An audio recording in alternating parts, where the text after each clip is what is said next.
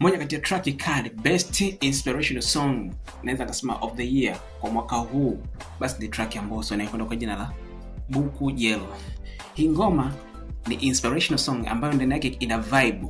Ndani kuna maneno fulani hivi ambayo ukisikiliza yanakufanya, yani kuna kitu au just a feeling ambayo inakuja kwa kichwa chako kwamba ni kweli ipo hivi. Kwanza anakuambia kwamba siku zote kwa kile unachokifanya basi ukaenda kuelewa kwamba dereva hicho unachokifanya ni Mwenyezi Mungu. Mungu ndio dereva. Kwa hivyo huwezi kufanya kitu chochote basi na yeye.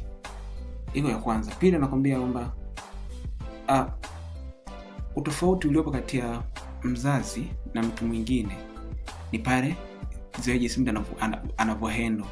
Mzazi siku zote anapopigia simu yeye hawezi kukwambia bana sije naomba hela sina bana, hapana. Yeye kwa katika engo yake yeye akiona tu ile akiona tu kwamba uko hai unapumua, kwake yeye ni faraja. Ndio maana anakuambia kwamba siku zote mama hagaombi pesa, yeye anachokiomba ni pumzi. Anakuambia pumzi mwanao endelee kuishi na ufanye mipango yako inyooke. Kwa hiyo tumeona kwamba amejaribu kutukumbusha kwamba kuna umuhimu wa wazazi katika kutufanyia maombi.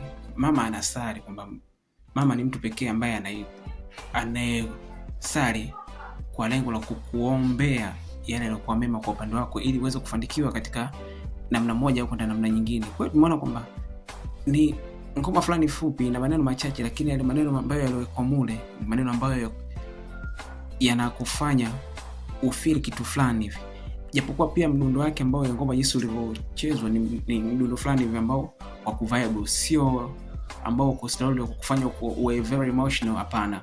Kwa hiyo ni ngoma fulani hivi una vibe, unaruka, at the same time unapata ujumbe na unaelewa kwamba kumbe kuna mama, kuna mzazi, kuna kitu, kuna hiki na hiki na hiki na hiki. Kwa hiyo tumeona kwamba ni maneno machache ambayo yako very touchful katika mindset au katika akili yako kwamba kweli kuna hiki, kweli kuna mzazi, kweli kuna hivi. Kwa hiyo kwa namna moja au nyingine Mbosso amejaribu kudeliver a message kwa ukubwa wake kutokana na kile ambacho kipo au kinachoaminika. Hiyo ni ngoma ya Buku Jelo.